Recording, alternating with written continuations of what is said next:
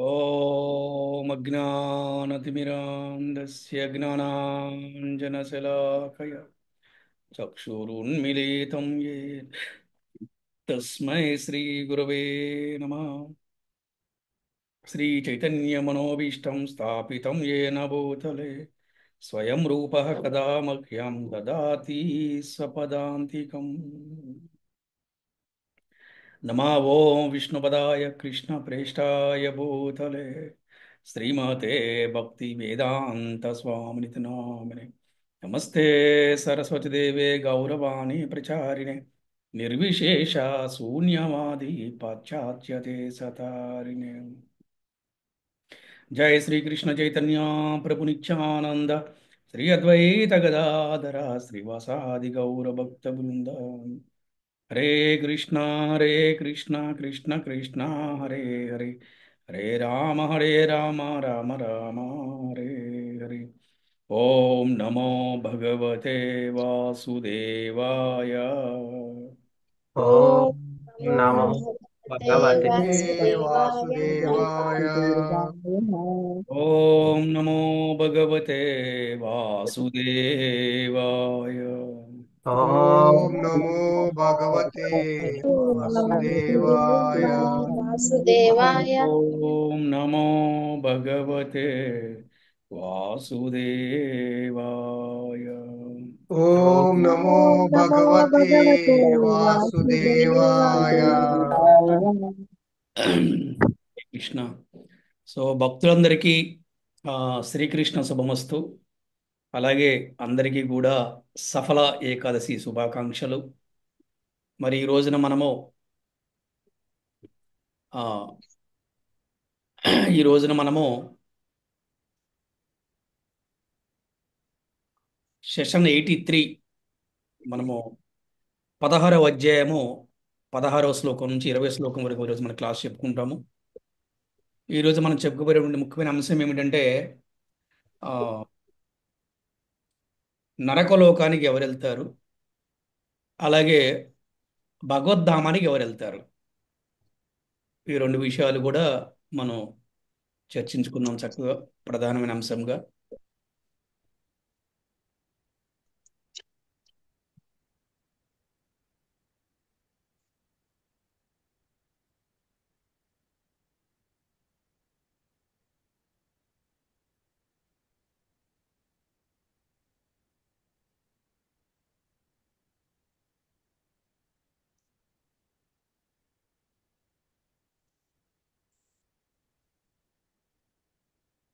Yeah.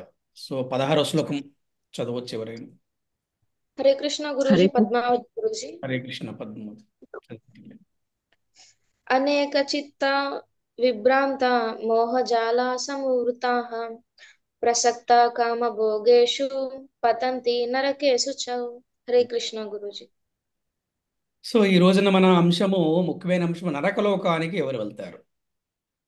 జనరల్గా మనం చెప్పుకున్నాము ఇంతకుముందు క్లాసుల్లో దైవీ లక్షణాలు ఎలా ఉంటాయి, అలాగే అసురీ లక్షణాలు ఎలా ఉంటాయి, అంటే రాక్షస లక్షణాలు ఎలా ఉంటాయి, దైవీ గుణాలు ఎలా ఉంటాయి, రాక్షస గుణాలు ఎలా ఉంటాయి మనం చెప్పుకున్నాం.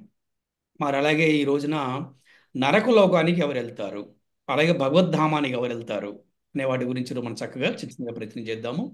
చూడండి, ఆ అనేక చిత్త విభ్రాంత మోహజాల సమావృత ప్రసక్తాః కామ భోగేషు పతంతి నరకే శుచౌ. ఊహలు తలంపులతో తప్పుదారి పట్టి చిత్తభ్రాంతి వలలో చిక్కుకుపోయి మరియు ఇంద్రియ సుఖాల తృప్తికి బానిసైపోయి వారు అధో నరకాలకి పతనమైపోతారు. అది ఊహలు అనమాట.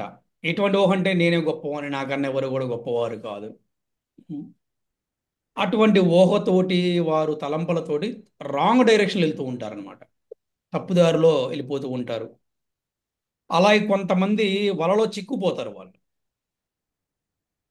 అంటే కొంతమంది వ్యామోహానికి వాళ్ళు ఆకర్షితులైపోయి వారి బంధాల్లో చిక్కుపోతారు.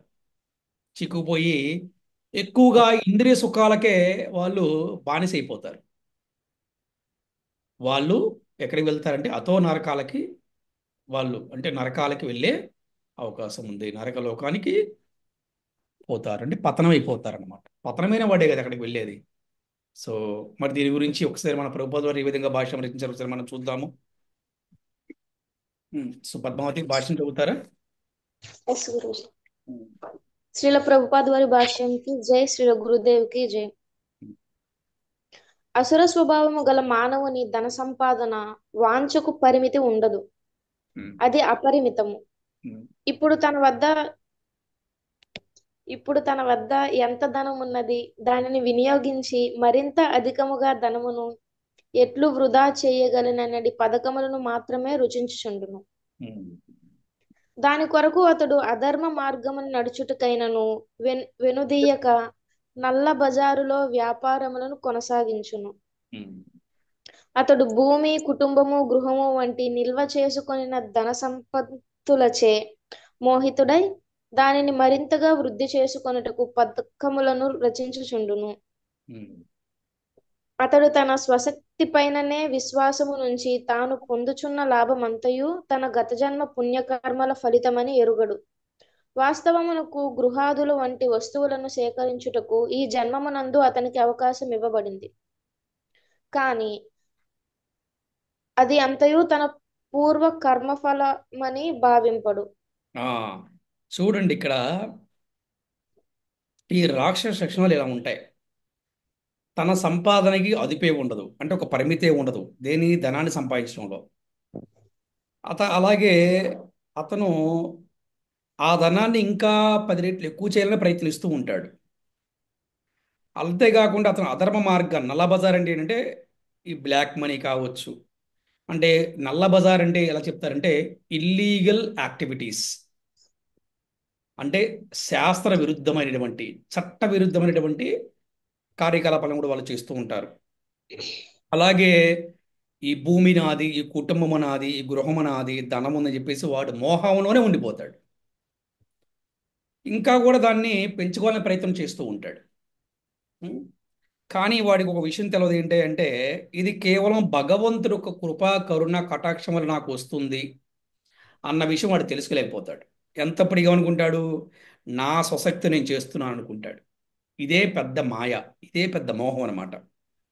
కానీ వీటికి ఎందుకు వస్తుంది ఇంత డబ్బు అంటే పూర్వజన్మలో వీడు చేసుకున్న పుణ్యఫలం అనేది వాడికి ఈ జన్మలో డబ్బు వస్తుంది, అందులో సందేహం లేదు.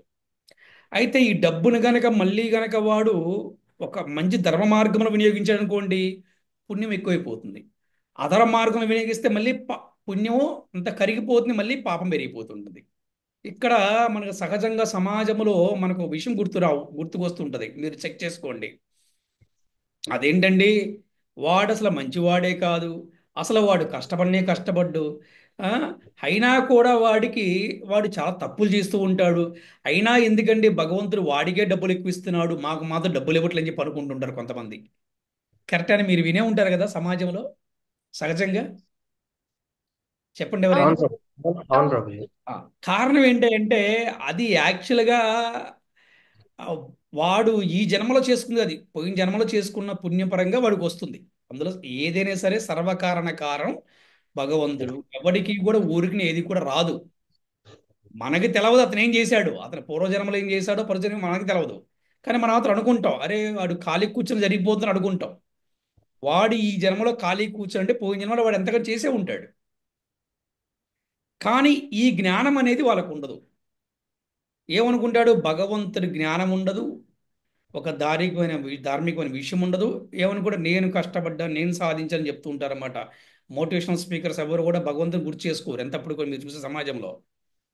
సో ఆ విధంగా అతను ఏమనుకుంటాడంటే ఇదంతా కూడా నా వల్లే జరుగుతుందని చెప్పి అనుకుంటాడు. కానీ ఇది పూర్వజన్మలో కర్మలో ఒక ఫలమని మాత్రం అతనికి తెలవదు. అందుకని కేవలం అతను ఏమనుకుంటాడంటే అసుర స్వభావం ఉంది కాబట్టి అతను స్వీయ ప్రయత్నం అని నమ్ముకుంటాడు. అంటే తన యొక్క ప్రయత్నం, స్వీయ అంటే తన సొంతది అనమాట, సొంత ప్రయత్నం నమ్ముకుంటాడు కానీ కర్మ సిద్ధాంతాన్ని కాదు. ఇక్కడే మనిషికి రాక్షస ప్రవృత్తి అంటారనమాట. వీడెంతప్పటికీ నాది నేను చేశాను, నా వల్లే జరిగింది చెప్పి అనుకుంటుంటాడు. ఇటువంటి వాడు రాక్షస ప్రవృత్తి కలిగిన వాడు. కర్మ సిద్ధాంతాన్ని వాడు అసలు నమ్మడు, కర్మ సిద్ధాంతాన్ని ఆచరించడు. కంటిన్యూ చేయండి మాతాజీ. అతడు తన ధన సంపదలకు తన ప్రయత్నమే కారణమని భావించును. అనగా అసుర స్వభావుడు తన స్వీయ ప్రయత్నమునే విశ్వసించును గాని కర్మ సిద్ధాంతమును కాదు. ఉమ్, కానీ కర్మ సిద్ధాంతమును అనుసరించి మానవుడు గత జన్మమున సత్కర్మను ఆచరించి ఉండినచో ఉన్నత కుటుంబములందు జన్మించును, ఉమ్, ధనవంతుడగును, విద్యావంతుడగును, లేక గొప్ప సౌందర్యమును కలిగి ఉండును. ఉమ్, అయినను అసుర స్వభావము గలవారు ఇవన్నీయును యాదృచ్ఛికములనియు తమ సొంత సామర్థ్యము వలనే లభించునువనియు భావించును. ఉమ్, మానవుల యందలి వైవిధ్యము, సౌందర్యము మరియు విద్య వంటి వాని వెనుక గల ఏర్పాట్లను గూర్చి వారు ఎరుగజాలరు. ఉమ్, వారితో పోటీ వచ్చు వాణ్ణి అట్టి అసుర స్వభావుడు తన శత్రువుగా భావించును. ఉమ్, ఇట్టి అసుర స్వభావులు నేటి కాలమున అనేకులు కలరు. వారు ఒకరినొకరు శత్రువులయందురు. ఈ శత్రుత్వము మొదట వ్యక్తుల నడుమ, కుటుంబముల నడుమ, పిమ్మట సంఘముల నడుమ, చివరికి దేశముల నడుమ క్రమక్రమగా దృఢమవుచున్నది. కనుకనే ప్రపంచమంతటన యుద్ధము, కలహము, శత్రుత్వము అనునవి నిరంతరము కొనసాగుతూనే ఉన్నవి. yes, ఒక్క నిమిషం. అసుర స్వభావము ఇక్కడ చూడండి, ఈ అసుర స్వభావం వల్ల ఏంటి అంటే ఒక ప్రశ్న రావచ్చు, మరి వీడి పూర్వజన్మలో అంత పుణ్యం చేసుకుంటే వాడికి ఎందుకు గుర్తులేదు అంటే, అంతే, జన్మ వల్ల నష్టం అదే. ఒక వ్యక్తికి మోక్షం లేకుండా, ఒక వ్యక్తి భగవద్ధామానికి వెళ్లకుండా గనక ఉంటే నష్టం ఏంటంటే వాడు ఎంత పుణ్యం చేసినప్పుడు కూడా వాడు మళ్ళీ ఏదో ఒక జన్మ తీసుకోవాల్సిందే. ఈ జన్మ తీసుకున్న నష్టం ఏంటంటే, ఈ జన్మ తీసుకోవడం వల్ల పూర్వజన్మ స్మృతి మర్చిపోయాడు వాడు. ఎప్పుడైతే ఈ యొక్క లోకంలో పుట్టాడో వాడి పూర్వజన్మ అంతా మర్చిపోయాడు. మర్చిపోవటం వల్ల అతను ఈ విధంగా ప్రవర్తిస్తున్నాడు. కానీ ఈ మరిచిపోయిన ప్రతి జీవి పట్ల కూడా భగవంతుడు దయతో కరుణతోటి వారికి అవకాశాలు ఇస్తున్నాడు. ఎలాగా? గుడి ద్వారా, బడి ద్వారా, గురువు ద్వారా, శాస్త్రాల ద్వారా, దేవాలయాల ద్వారా అన్ని ఇస్తున్నాడు. కానీ వాటి వైపు కొంతమందికి అసలు మనసు లాగదు. వారినే అసురులు అంటారు, వారినే రాక్షసులు అంటారు అనమాట. అందుకని మనం చూడండి, కుటుంబంలో కూడా ఎందుకు ఒక తల్లి పుట్టిన నలుగురు సంతానాలు కొట్టుకుంటారు, ఆస్తుల దగ్గర గొడవాడుకుంటారు? కారణం ఏంటంటే, దీనికి కూడా ఏంటంటే వాళ్ళు భగవంతుని మర్చిపోయారు. ఎప్పుడైతే భగవంతుని మర్చిపోతారో ఏ కుటుంబంలో కూడా సంతోషం ఉండదు. చెక్ చేయండి, కోట్ల రూపాయల డబ్బులు ఉండొచ్చు, లేదా సమాజంలో బాగా గౌరవం ఉండొచ్చు, వీరు చాలా అందంగా ఉండొచ్చు, వీరికి వేల మంది, లక్షల మంది ఫాలోవర్స్ ఉండొచ్చు, కానీ వారికి ఆనందం ఉండదు, వారితో ఉన్న వారికి కూడా ఆనందం ఉండదు. తాత్కాలికంగా వాహా ఓహో అని చెప్పి అనుకుంటూ ఉంటారనమాట. అందుకని భగవంతుని ఏ కుటుంబంలో అయితే భగవంతునికి దీప ధూప నైవేద్యం ఆగిపోయిందో, ఏ కుటుంబంలో అయితే భగవంతుని మర్చిపోయారో ఆ కుటుంబంలో కలహాలు మొదలవుతాయి. అవి మనం ఇప్పుడు చాలా సహజంగా చూస్తున్నాం. చాలా కుటుంబాలు ఇప్పుడు ఎక్కడ ఉమ్మడి కుటుంబాలు లేవు. ఉమ్మడి కుటుంబాల గురించి వదిలేసేయండి. దేశకాలం అనే పరిస్థితులు ఇప్పుడు కుదరవనుకోండి. దూరంగా ఉన్నా కూడా ఎవరు కూడా అటువంటి ఆత్మీయత అనుబంధాలు లేవు. కారణం ఏంటంటే, ఎవరితో నీకు ఆత్మీయత ఉండాలో వాడితో లేదే, ఎవరితో బంధం ఉండాలో వారితో లేదే. నువ్వు చెట్టు మొదలనే కట్ చేస్తే ఇంక చెట్టు ఏముంటే చెప్పండి, కరెక్టే కదా? అందుకే భగవంతుని కేంద్రంగా పెట్టుకొని మనం బంధువులతో బాగుండొచ్చు, స్నేహితులతో బాగుండొచ్చు, సమాజం అందరితో బాగుండొచ్చు. అప్పుడు అందరి రిలేషన్స్ బాగుంటాయి. ఎప్పుడైతే భగవంతుని పక్కన పెట్టేశారో ఆటోమేటిక్గా ఏ రిలేషన్స్ కూడా బాగుండవు. అందుకని ఈ రోజున అందంగా పుడుతున్నారు, ఆస్తులున్నాయి, డబ్బులున్నాయి, సమాజంలో గౌరవం ఉంది, కానీ ఎవడు కూడా మనశ్శాంతిగా లేరు. అంటే ఎవరు కూడా శాంతి లేదు. ఎందుకు శాంతి లేదంటే, భగవంతుని తెలుసుకోలేకుండా, భగవంతుడికి సంపూర్ణంగా శరణాగతి పొందకుండా ఎవరికి కూడా శాంతి అనేది రాదు. ఉం? ఇక్కడ మనము ఒక కుటుంబం గురించి మనం చాలా చక్కగా చర్చించుకోవాలి. ఎందుకు ఆ కుటుంబంలో వారు ఎందుకు అంత ఆనందంగా ఉంటారు? ఆ కుటుంబం గురించి చర్చించుకుందామా? చెప్పమంటారా ఆ కుటుంబం గురించి? చెప్పండి గురూజీ. చెప్పండి గురుజీ. ఎక్కువ మంది అడగలేదు ఎవరు కూడా. చెప్పండి గురుజీ. చెప్పండి గురుజీ. ఆ, సో చూడండి, మన ఆ, శివ కుటుంబం, శివుడి యొక్క కుటుంబం. ఉం? చూడండి, వారు ఈ సమాజానికి ఆదర్శంగా ఉన్నారు. చూసారా? అంటే ఆ కుటుంబం అంతా కూడా ఈ సమాజ శ్రేయస్సు కోసం వారు ఎప్పుడు కూడా వారు ఆ, భగవంతుడి ఆజ్ఞ మేరకు, అంటే భగవంతుడి ఆజ్ఞ మేరకు వారు ఎప్పుడు కూడా నిత్యము కూడా సేవలో ఉంటారు. ఆ, మరి వారు ఎంత ఆమ్, ఆ, ఆనందంగా సేవ చేస్తారు. ఆ, ఎటువంటి విభేదాలు లేకుండా వారు చాలా చక్కగా ఉంటారు. దీని గురించి ఒక చిన్న, మీకు చిన్న క్లారిఫికేషన్ చెప్తాను మీకు నేను. ఫర్ ఎగ్జాంపుల్, శివుడు ఒక్క మెడలో ఏముంటుంది? శివుడి మెడలో పాము నాగపాము గురుజీ. ఉంటుంది గురుజీ. శివుడి మెడలో పాము ఉంటుంది కదా. ఆ, అవును గురుజీ. తర్వాత అమ్మవారి వాహనం ఏంటి? పులి గురుజీ, పులి. పులి. పులి ప్ర- వెరీ గుడ్. సో గణపతి వాహనం ఏంటి? మూషికం. ఎలుక గురుజీ. ఓకే. కుమారస్వామి వాహనం ఏంటి? నెమలి నెమలి గురుజీ. గురుజీ. ఆ, మీరు చూడండి, ఎక్కడైనా కూడా నెమలికి పాముకి పడుతుందా? పడదు. పడదు గురూజీ. పడదు గురుజీ. ఓకే, అక్కడ దాగొద్దు. అసలు పాము కనబడినా, ఎలుక కనబడినా, నెమలి కనబడినా పులి ఆగిద్దా? ఆగదు. అది కానీ ఆశ్చర్యం ఏంటి అంటే, వీళ్ళ ఇంట్లో ఉన్న నలుగురు కూడా చాలా, అంటే వీళ్ళ నలుగురే కాదు, ఆ నలుగురు కూడా ఎవరు? పాము కానీ, పులి కానీ, మరి నెమలి కానీ, ఎలుక కానీ, ఈ నలుగురు కూడా ఎప్పుడు కూడా తిట్టుకోవంట, అరుసుకోవంట, ఒకరినొకరు కొట్టుకోవంట. ఇప్పుడు మీ అందరి ప్రశ్న, కారణం ఏంటి? భగవత్ సన్నిధిలో ఉన్నాయి కదా. ఆ మీరు చూస్తే పార్వతీదేవి అడుగుతుందంట, స్వామి, మీకు ఇన్ని శక్తులు ఎలాగ వచ్చాయి, నాకు సీక్రెట్ తెలుసుకోవాల్సింది చెప్పి అడుగుతుందన్నమాట శివుణ్ణి. అప్పుడు ఒకానొక సమయంలో ఒక గుహలో తీసుకెళ్ళి ఆయన మొత్తం చెప్తాడు అని, ఆ గుహలో ఎప్పుడు కూడా మనకి ఎక్కడ అమరనాథులు ఎక్కడ గుహలోనే చెప్తారనమాట. ఎందుకు సీక్రెట్ ఏంటి అంటే, అన్నాథ్ గృహ గురుజీ.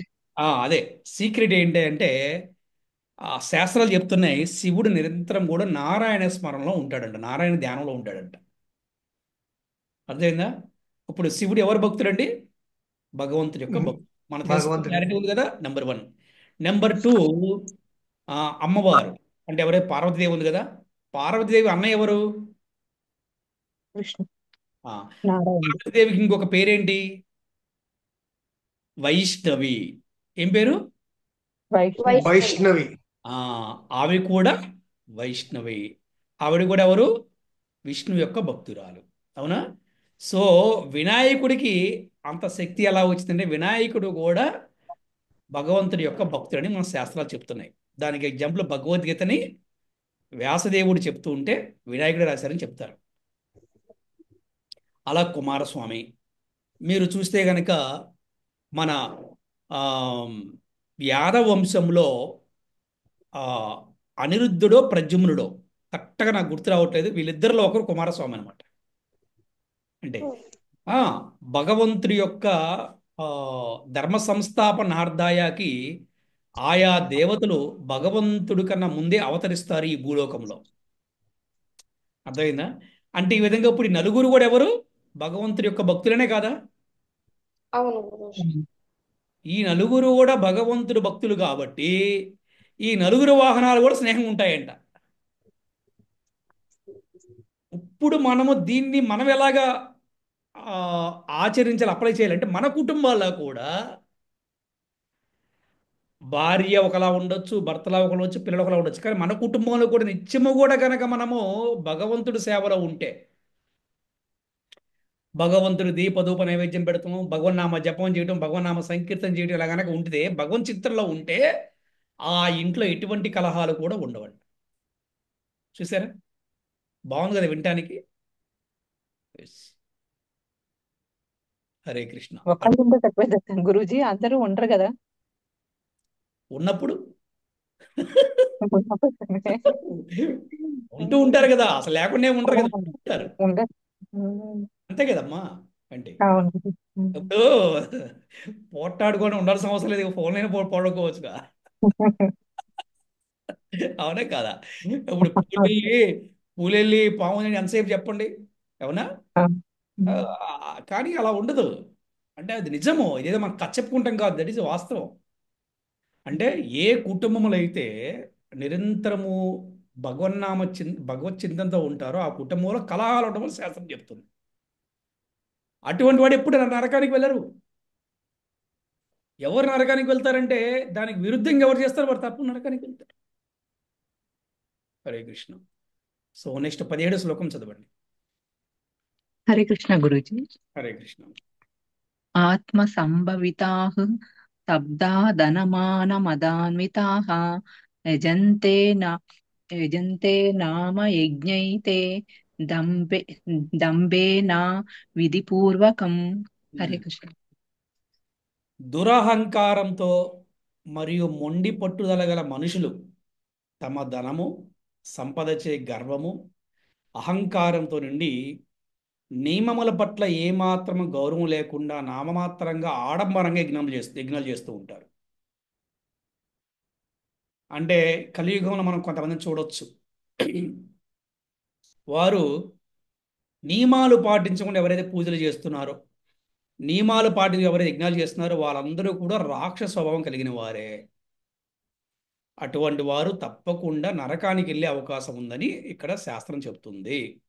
అందులో ఎటువంటి సందేహం లేదు. ఒక పూజ చేయాలంటే ఎంతో నియమనిష్టలతో మనము చేయాలి. అందుకే చూడండి, ఈ కలియుగంలో ప్రతి ఒక్కరు 4 నియమాలు పాటించవలసిందే. ఎవరైనా చెప్పండి, ఏంటి 4 నియమాలు చెప్పండి ఎవరైనా.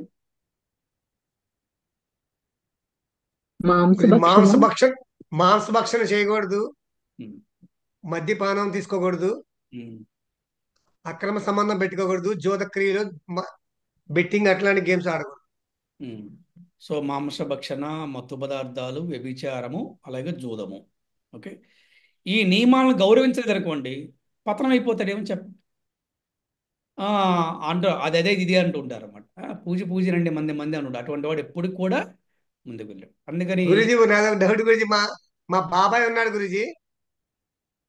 మా బాబాయ్ అతను రాముల వారి గుడిలో పూజారి చేస్తాడు గురుజీ. ఆ, అతని దగ్గర తులసిమాల ఉంది.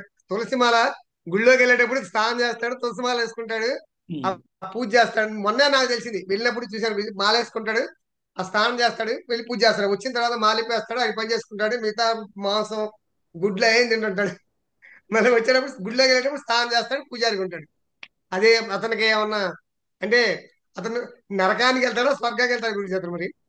అంటే నేను ఏకాదశి రోజున నేను ఎక్కువగా నా నోటితో నేను ఎటు చెప్పలేను, కానీ ఒకటి మాత్రం అంటే అతనికి మాత్రం ఇబ్బందులు అయితే ఉంటాయి. ఓకే, అంటే అందుకే అతను అది మంచి అనుకుంటున్నాడు గురుజీ. అంటే యాక్చువల్గా అందుకే చెప్తున్నా మీకు. అంటే విషయం ఏంటంటే, అందుకే ఆధ్యాత్మిక గురువు యొక్క మన జీవితంలో గురువు లేకుండా మనం ఏ కార్యం చేయకూడదు, గుర్తుపెట్టుకోవాలి. ఓకేనా. సో ఏ గురువు కూడా అలా చేయమని చెప్పడు జనరల్గా. ఓకే. ఓ, అందుకనంటే మనం ఎప్పుడు కూడా ఏంటంటే నియమ నిబంధనలు లేకుండా ఎవరైనా దొంగ గురువులు చెప్పినా కూడా వాళ్ళకు కూడా పనిష్మెంట్ ఉంటుంది. అట్లా అర్థమైందా. 10 సంవత్సరాలు చేస్తున్నాడు గురుజీ పూజారిగా. మీరు 100 సంవత్సరాలు అయినా కూడా నియమాలు పాటించకపోతే దానివల్ల ఎటువంటి ఉపయోగం ఉండదు. ఏంటి, ఒక భ్రమలో ఓకే గురుజీ. ఉంటారు మేము చేస్తున్నామని, దానివల్ల ఎటువంటి ఉపయోగం కూడా ఉండదు అనమాట. అందుకని మనకి ఓకే గురుజీ. శ్రీల ప్రభుపాదుల వారు అమెరికాలో వాళ్ళు అడిగారు, ఇంత కఠినమైన నిబంధన చాలా కష్టం కదా, మాకు కొంత ఎగ్జామ్షన్ ఇవ్వమని అడిగారు. ఆయన కాంప్రమైజ్ అవ్వలేదు. అర్థమైందా. నో కాంప్రమైజ్, నియమాలు మాత్రం తప్పకుండా పాటించాల్సింది. అందుకే ఈ రోజున ఈ యొక్క గౌడీయ వైష్ణవ సాంప్రదాయము ఇంత బాగా ప్రచారం చేయగలుగుతుందంటే, ఇంతమందిని మార్చగలుగుతుందంటే కారణం అంటే నియమ నిబంధనలు. అది రెండోది, భగవద్గీతలో భగవంతుడు ఏ విధంగా జీవించమన్నాడో ఆ విధంగా జీవించే ప్రయత్నం భక్తులు చేస్తూ ఉంటారు. మేబీ 100% వాళ్ళు ఆగకపోవచ్చు, ఏ రోజున 100% స్థాయికి వస్తారు వాళ్ళు. అందుకని నామ జపము, నామ సంకీర్తన, భగవంతుని నైవేద్యమైన ప్రసాదాన్ని స్వీకరించడము, శాస్త్రాలను చదవటము, గురు భక్తుల సాంగత్యం తీసుకుంటాము, ఇదన్నీ చేస్తూ ఉండాలి. అందుకని ఎవరైనా కూడా ఇలా కనుక చేయటం వల్ల నష్టం అయితే కంపల్సరీగా ఉంటుంది. అది ఎంత నష్టం అనేది మాత్రం నేను ఇప్పుడు ఈ రోజు నేను చెప్పలేను. ఏకాదశి రోజున ఎక్కువ మాడకూడదు అనమాట. మళ్ళీ ఇంకెప్పుడన్నా డిస్కస్ చేద్దాం. ఓకే. సో హరే కృష్ణ. అందుకని ఈ విధంగా నియమ నిబంధనలు లేకుండా ఎటువంటి పూజలు చేసినా, ఎటువంటి యజ్ఞాలు చేసినా కూడా దానివల్ల నష్టమే కానీ లాభం అయితే మాత్రము ఉండదు. యా. సో 18వ శ్లోకం వివరించారు. హరే కృష్ణ ప్రభుజీ, నేను చదువుతాను. హరే కృష్ణ ప్రభు. హరే కృష్ణ. అహంకారం బలం దర్పం కామం క్రోధం చ సంశ్రితః మామాత్మ పరదేహేషు ప్రద్విషంతో వ్యసూయకాః. హరే కృష్ణ. అహంకారము, బలము, గర్వము, కామము మరియు కోపముచే కళ్ళు మూసుకుపోయి ఈ రాక్షస ప్రవృత్తి గలవారు తమ దేహములో మరియు ఇతర దేహములలో కూడా ఉన్న నన్ను దుర్భాషలాడుతూ ద్వేషిస్తూ ఉంటారు. కన్క్లూజ్ ఇచ్చాడు శ్రీకృష్ణ భగవానుడు ఇక్కడ. ఉం? అహంకారం ఏ విధంగా అయితే శిశుపాలుడు, దుర్యోధనుడు, శకుని ఏ విధంగా అయితే చేశారో మనం చూసాం. దుర్భాషలాడుతూ ఉంటారనమాట. ఎందుకంటే వారికి రాక్షస ప్రవృత్తి ఉందన్నమాట. అది. ఇటువంటి వారికి కూడా చాలా నష్టము ఉన్నది. అంతేకాకుండా దుర్భాష అంటే ఫర్ ఎగ్జాంపుల్ చెప్తాను. కృష్ణుణ్ణి ఎవరన్నా గొల్లవాడు అన్నా కూడా వాడి పాపం వచ్చేస్తుంది, గుర్తుపెట్టుకోవాలి. Note this point. కృష్ణుణ్ణే కానీ యాదవుల్నే కానీ ప్రస్తుతం ఉన్న వాళ్ళు కానీ అప్పుడు ఎవరినైనా సరే గొల్లవాళ్ళన్నా కూడా పాపం వచ్చేస్తుంది. ఎందుకంటే వాక్ దోషాలు అంటారు అనమాట. కొంతమంది తెలవక అలా మాట్లాడుతూ ఉంటారు. ఆ ఈ విధమైనటువంటి భాషను మార్చుకోవాల్సిన అవసరం ఉంది. అందుకని కృష్ణుణ్ణి ఎవరైతే ఆ, కృష్ణతత్వం తెలుసుకోకుండా, కృష్ణుణ్ణి భగవంతుడిని తెలుసుకోకుండా, కృష్ణుణ్ణి ఆయనకి ఆ ఆ గోపికలతో ఆ ఆటలేంటి, ఆ గోపికల స్నానం చేస్తున్న వాళ్ళ బట్ట తీరిపోవడం ఏంటి, ఆయనకి 16 ఉండేది భార్యలేంటి, ఆ? ఆ, పాపం కదా, కౌరవులను మోసం చేశాడు కదా కృష్ణుడు అంటాడు కూడా వచ్చి. ఇవన్నీ కూడా ఏంటంటే వీరందరికీ కూడా నరకానికి వెళ్తానికి పాపం అందరి గ్రీన్ సిగ్నల్ వాళ్ళందరికీ వచ్చే రెడీగా ఉన్నారనమాట వాయింపు ఇవ్వడానికి. మామూలు కోటింగ్ ఉంటుంది. ఇక్కడ పోలీసోడు ఒక దెబ్బేస్తే తట్టుకోలేరు ఏంటి.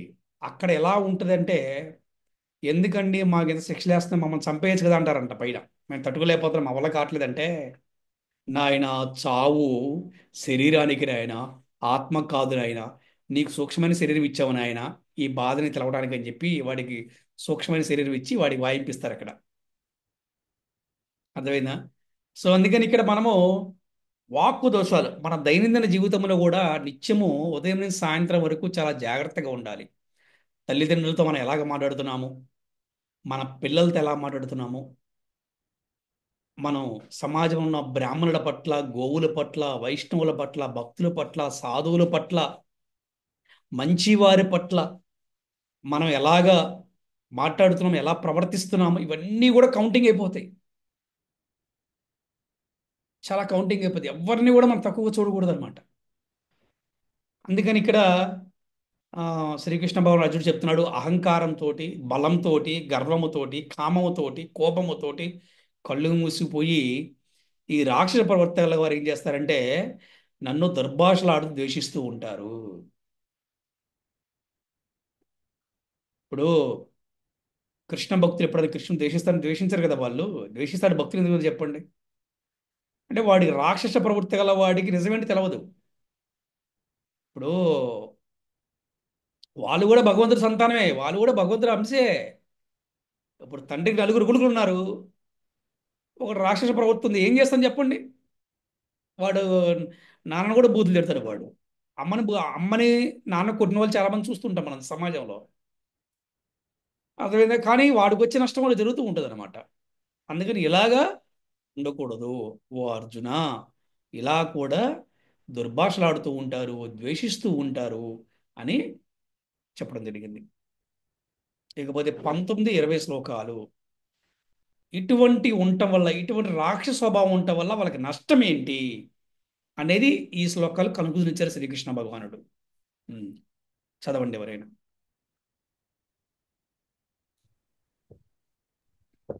హరే కృష్ణ ప్రభుజీ, నేను చదువుతాను. హరే కృష్ణ ప్రభు. तान् अहं द्विषितः क्रूरान् संसारेषु नारद नारादमान् क्षिपामि अजस्रम् अशुभन् असुर्विषेव योनिषा असुरीं योनिमापन्ना मूढजन्मनि जन्मनि मामाप्राप्तैव कौन्तेय ततो यन्त्यधमां गतिम्. హరే కృష్ణ గురించి. క్రూరులు మరియు దేశపూరిత స్వభావం కలవారు, నీచులు, నీచమైన మానవులు, భౌతిక జగత్ యొక్క పునర్జన్మ చక్రంలో పదే పదే అటువంటి అసురీ స్వభావం కలవారి గర్భములోనే విసిరివేస్తూ ఉంటాను. ఇటువంటి మూర్ఖపు ఆత్మలు మళ్ళీ మళ్ళీ అసురీ గర్భంలో జన్మిస్తూ ఉంటారు. నన్ను చేరుకోలేక ఓ అర్జున అత్యంత నీచమైన స్థాయి జీవనంలోకి వాళ్ళు పడిపోతారు.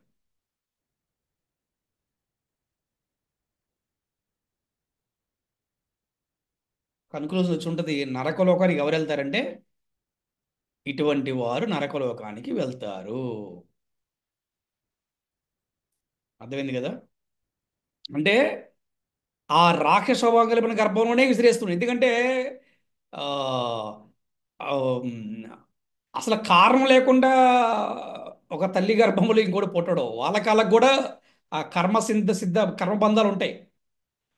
అటువంటి వారి దగ్గరనే భగవంతుడు ఆ, ఆ, అలాగా పుట్టించేలా చేస్తూ ఉంటాడు అనమాట. అది అందుకనే పదే పదే పదే పదే అంటే మళ్ళీ జన్మ మృత్యు జరావ్యాధి, జన్మ మృత్యు జరావ్యాధి, మళ్ళీ అసురు స్వభావం, అది ఇంకంటే ఆ చక్రం తిరుగుతూనే ఉంటుంది అనమాట. చక్రం చక్రం చక్రం తిరుగుతూ ఉంటుంది అనమాట. ఏది ఈ పునర్జన్మ అనే చక్రం తిరుగుతూ ఉంటుంది అనమాట. కానీ వాడు ఏ కులములో పుట్టినా, ఎటువంటి రాక్షస తల్లి గర్భములో పుట్టిన, ఎటువంటి రాక్షసుడు తండ్రికి పుట్టిన వాడు గనక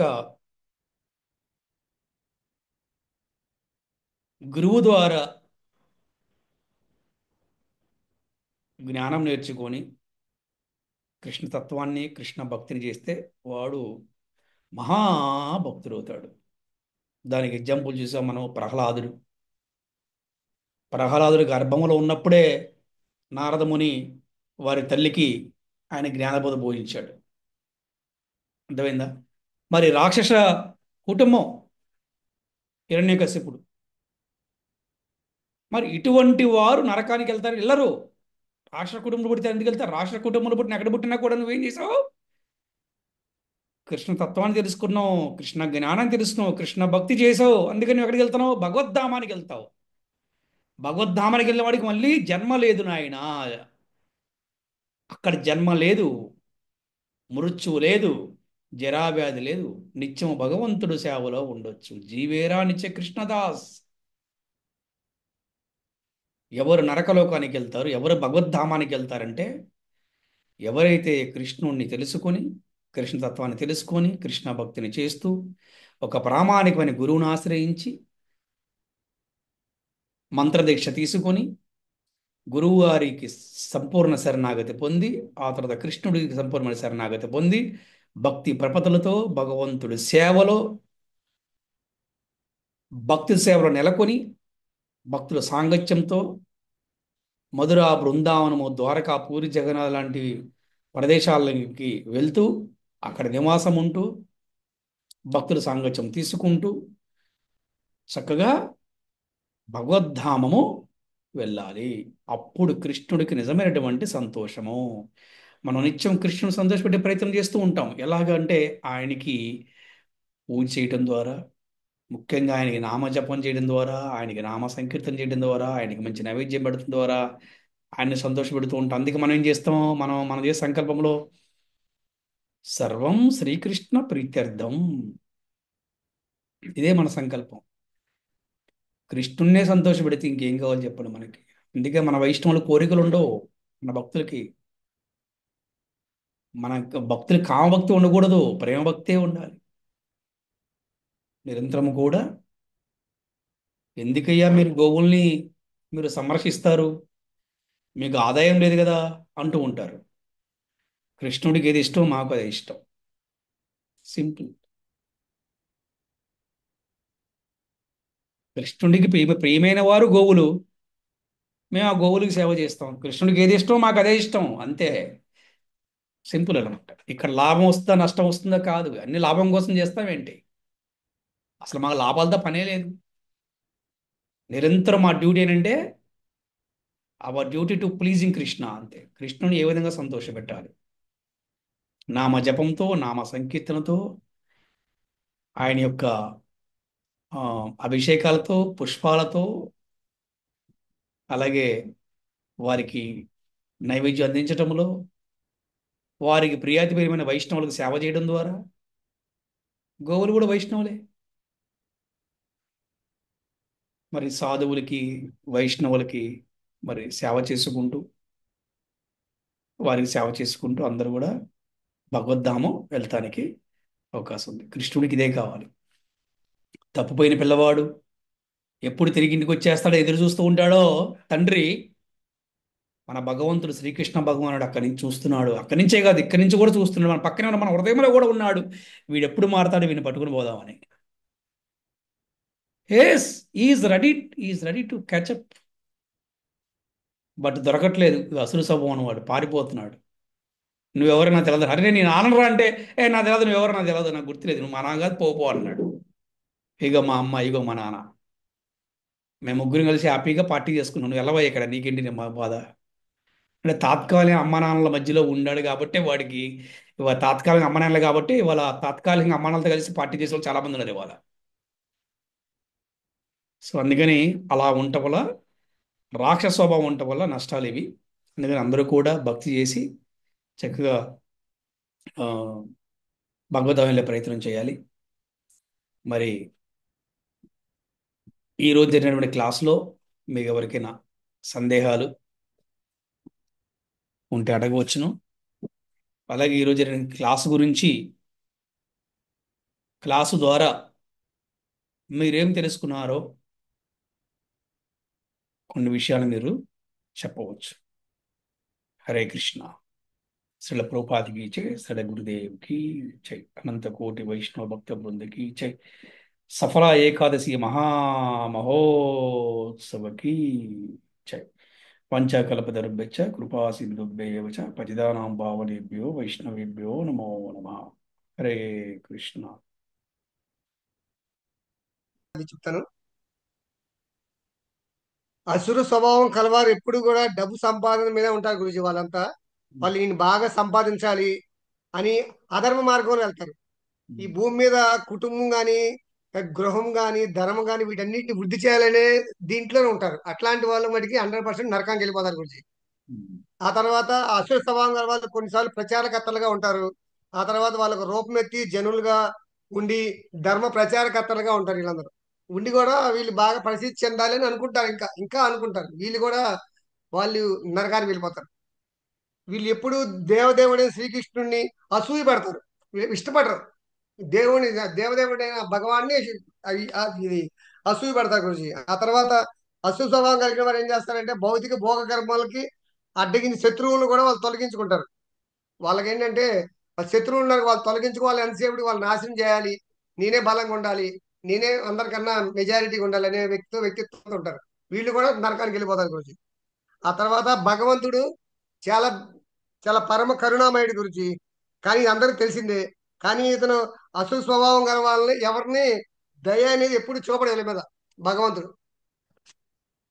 అలా శ్రీకృష్ణ భగవానుడి చేతిలో మరణించిన వారందరూ చాలా శక్తి, వాళ్ళు చాలా మంది మరణించిన వారు చాలా ముక్తిని పొందారు గురించి. ఫర్ ఎగ్జాంపుల్ వచ్చేసి రావణాసురుడు శ్రీకృష్ణ చేతిలో పొందాడు, అంటే మరణం పొందాడు, అంటే ముక్తి కలిగింది. తర్వాత కంసుడికి కలిగింది, హిరణ్యకశిపుడికి కలిగింది. ఇలా అసురులందరూ చరిత్రలో వీళ్ళ చరిత్ర చూసుకుంటే ఈ భగవంతుడి చేతిలోనే వీళ్ళకి ముక్తి అనేది లభించింది. కానీ అట్లాంటిది మనకు కూడా భగవంతుడి చేతిలో ముక్తి అనేది లభించడం అనేది చాలా భాగ్యం. అది జరగాలని మనం కూడా కోరుకుంటున్నాం. కానీ అలా జరగడం అనేది చాలా కష్టం గురుజీ. అది కాకపోతే ఇట్లాంటి చరిత్రలో అనేది ఉండదు గురుజీ. అవునా గురుజీ? అవును. ఆ తర్వాత శ్రీకృష్ణ భగవాన్ చేతిలో మరణించాలి. ఆ తర్వాత కామము, క్రోధము, లోభము అనేది ఈ మధ్య వయసు వాళ్ళందరూ శత్రువుల యొక్క ప్రతి ఒక్కరూ జాగరూకులే ఉండాలంట. అతను పెదపై అతడు వేదములను నిర్దేశించబడిన విధి నియమాలను నిబంధనలు ఇష్టంగా పాటించగలడు.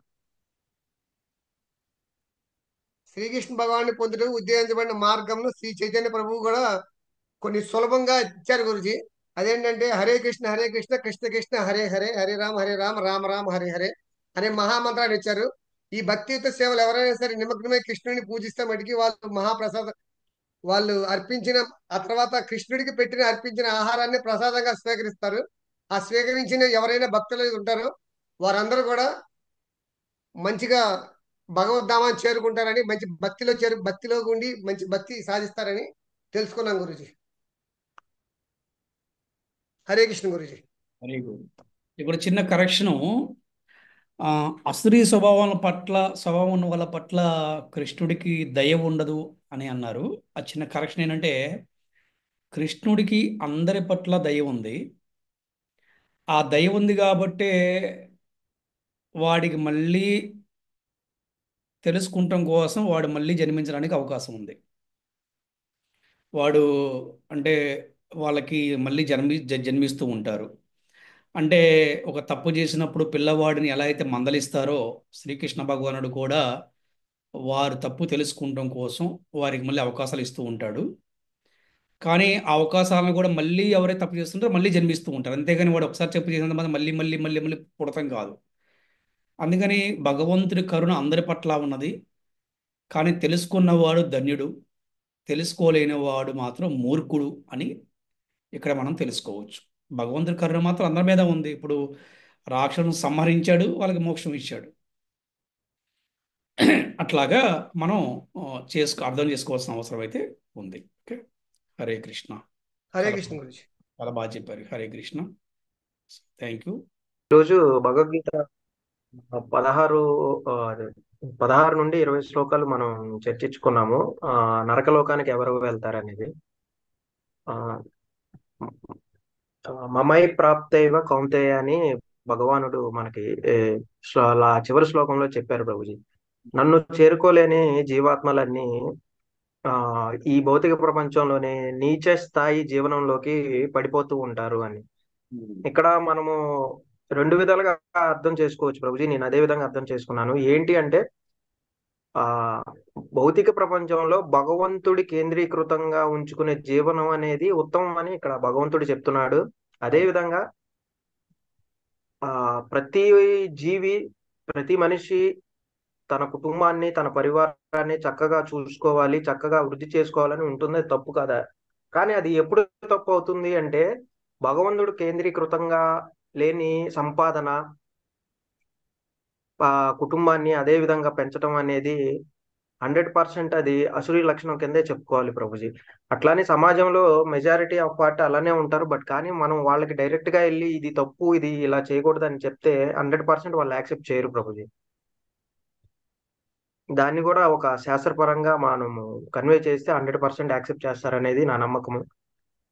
ఇది నాకు రియల్ లైఫ్ లో ఇది ఎగ్జాంపుల్ అయింది ప్రభుజీ. ఎందుకంటే ఒక 6-7 ఇయర్స్ బ్యాక్ నా కొలీగే డబ్బు లేనిదే ఏమి లేదు, ప్రపంచాన్ని నడిపించేది డబ్బే అని చెప్పి అతను కంపెనీలో జాయిన్ అయ్యి ఇప్పుడు పర్ మంత్ 6-7 lakhs ఎర్న్ చేస్తున్నాడు. మొన్న అతడు సెమినార్ లో చెప్పేటప్పుడు ప్రభుజీ నన్ను ఇన్వైట్ చేస్తే నేను వెళ్ళాను. ఒక 1000-1200 మంది ఉంటారు ప్రభుజీ. అతను స్టేజ్ మీద ఎక్కి ప్రెజెంటేషన్ చేస్తుంటే అతను ఏం చెప్తున్నాడంటే, నేను ఏ గుడికి వెళ్ళను, ఏ బొట్టు పెట్టుకోను, ఎవరికి దండాలు పెట్టను, కానీ నేను ఇప్పుడు నెలకు 6 లక్షలు సంపాదిస్తున్నా. నా నెక్స్ట్ ఎయిమ్ ఏంటి తెలుసా? నా నెక్స్ట్ మంత్ నేను 8 లక్షలు సంపాదించాలి అని. నేను తర్వాత మీటింగ్ అంతా అయిపోయింది, అందరూ వెళ్ళిపోయిన తర్వాత లాస్ట్ లో అతను నన్ను కలిసినప్పుడు, అంటే మోటివేషనల్ స్పీకర్ అని అతనికి ట్యాగ్ ఉంది, నేను పేరు చెప్పను. అంతేలే, అవును. అంటే నన్ను అడిగాడు ఏంట్రా ఎలా ఉంది అంటే నేను చెప్పాను, నేను ముఖమే చెప్పాను ప్రభుజీ, నువ్వు పీల్చుకున్న ఏదైతే గాలి ఉందో దాన్ని ఆక్సిజన్ కార్బన్ డైఆక్సైడ్ గా విడదీసేవాడు లోపల ఒకడు లేనప్పుడు, నువ్వు తిన్న ఆహారము జీర్ణం చేసేవాడు లేనప్పుడు, దాన్ని రక్తంగా మార్చి ఎనర్జీగా మార్చేవాడు లేనప్పుడు నీ ధనం ఏంటనేది నీకు అర్థమవుతుంది. నువ్వు ఎంత రాంగ్ డైరెక్షన్ లో గ్రో అయ్యావు అనేది నీ కంటికి నీకు అప్పుడు అర్థమవుతుందిరా అని చెప్పి అక్కడ నుండి సైలెంట్ గా వచ్చేసాను. ఆ తర్వాత రోజు నుండి నాకు వాట్సాప్ లో ఇంకా మెసేజ్లు పెడతానే ఉంటాడు. సో అరే నన్ను నేను కరెక్ట్ చేసుకున్నాను, ఓకే ఐఎమ్ సారీ అని చెప్పి తర్వాత రోజు వీడియోలో పేస్ట్ చేసి పెట్టాడు వాట్సాప్ స్టేటస్, ఇది బై మిస్టేక్ అని నేను చెప్పానండి. సో అలా కరెక్ట్ చేసుకునే వాళ్ళు ఉంటారు ప్రభుజీ, కొంతమంది కరెక్ట్ చేసుకోలేక ఈ విధంగా భగవంతుడు చెప్పినట్టు నీచ జీవనంలోకి పడిపోయే వాళ్ళు ఉంటారు ప్రభుజీ. సో ఈ రోజు నేను అర్థం చేసుకుంది ఏంటి అంటే, ఎవరు ఏ పరిస్థితిలో ఉన్నా ఎలాంటి సిచ్యువేషన్స్ లో ఉన్నా గాడ్ సెంట్రిక్ లైఫ్, భగవంతుడి కేంద్రీకృతమైన జీవనం అనేది కొనసాగిస్తే 100% సక్సెస్ఫుల్ అవుతారనేది ఈ రోజు నాకు అర్థమైంది. హరే కృష్ణ. చాలా బాగా చెప్పారు. కరెక్ట్ అది. ఎందుకంటే ఇప్పుడు అతనికి కూడా ఆ రియలైజేషన్ వచ్చిందంటే మీలాంటి ఫ్రెండ్ ఉండటం వల్ల. సింపుల్. ఇదే సాంగత్యం అంటారు. అది చాలా బాగా చెప్పారు. హరే కృష్ణ. వెళ్తారు. ఉమ్. దైవీ గుణాలు రాక్షస గుణాల వల్ల లాభ నష్టాలు ఏంటి అని తెలుసుకున్నాం గురుజీ. నేనే గొప్ప రాక్షస గుణాలు ఉన్నవారు నేనే గొప్పవాడిని, ఎవరు గొప్ప వారు కాదు అని అనుకుంటాడు గురూజీ. ఈ వీళ్ళు ఎక్కువగా బంధాల్లో చిక్కుబడిపోతారు, ఇంద్రియ సుఖాలకు అలవాటు పడతారు, ధర్మాన్ని ధనాన్ని సంపాదించటంలో అధర్మ మార్గము వైపు వెళ్తారు. భగవంతుని కృపా కటాక్షం వల్ల వస్తుంది అని వాళ్ళకి తెలియదు, ఇది నా వల్ల జరుగుతుంది అని అనుకుంటాడు. అసుర స్వభావం వల్ల పూర్వజన్మలో చేసిన పుణ్యం వల్ల అతడు మర్చిపోతాడు. గురువు ద్వారా భగవంతుడు అవకాశాన్ని కల్పిస్తున్నాడు అని అతను తెలుసుకోలేకపోతాడు.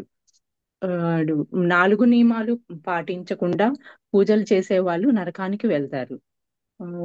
భగవంతుని కరుణ అందరి మీద ఉంటుంది, కానీ దాన్ని తెలుసుకున్నవాడు ధన్యుడు.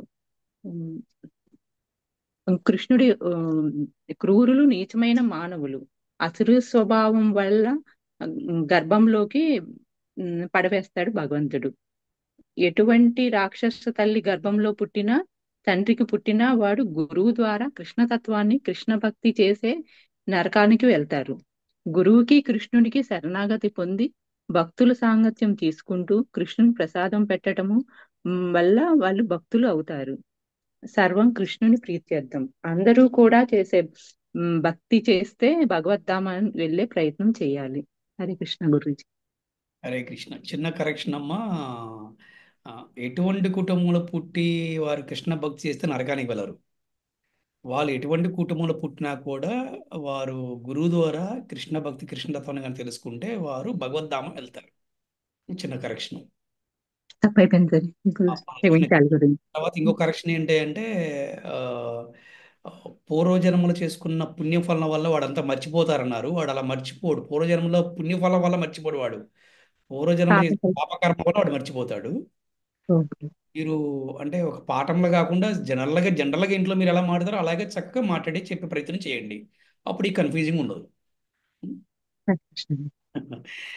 మళ్ళీ ఈ మధ్య కొద్ది కన్ఫ్యూజ్ అవుతున్నారు. ఒకప్పుడు చాలా బాగా చెప్పేవాళ్ళు మీరు, మళ్ళీ ఈ మధ్యన కొద్ది కన్ఫ్యూజ్ అవుతున్నారు. యాక్చువల్ ఫస్ట్ చాలా బాగా చెప్పేవాళ్ళు మీరు, మళ్ళీ ఒకసారి ప్రాక్టీస్ చేయండి అంతే. పెద్ద విషయం ఏం కాదు.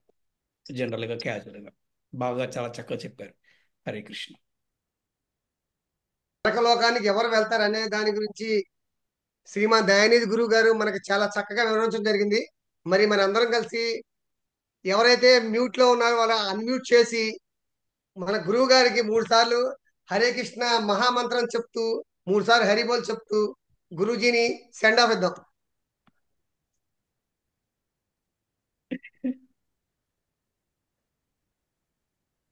హరే కృష్ణ హరే కృష్ణ కృష్ణ కృష్ణ హరే హరే హరే హరే రామ కృష్ణ హరే కృష్ణ కృష్ణ కృష్ణ హరే హరే హరే రామ రామ రామ హరే హరే హరే కృష్ణ కృష్ణ కృష్ణ హరే హరే హరే రామ రామ హరే హరే హరే కృష్ణ కృష్ణ కృష్ణ హరే హరే హరే రామ రామ హరే హరి బోల్ హరి బోల్ హరి బోల్. గురుజీ దండవత్ ప్రణామం. హరే కృష్ణ గురూజీ ధన్వత్ ప్రణామం. ప్రణామం తల్లి. హరే హరే కృష్ణ గురుజీ ప్రణామాలు గురుజీ. కృష్ణ. హరే కృష్ణ.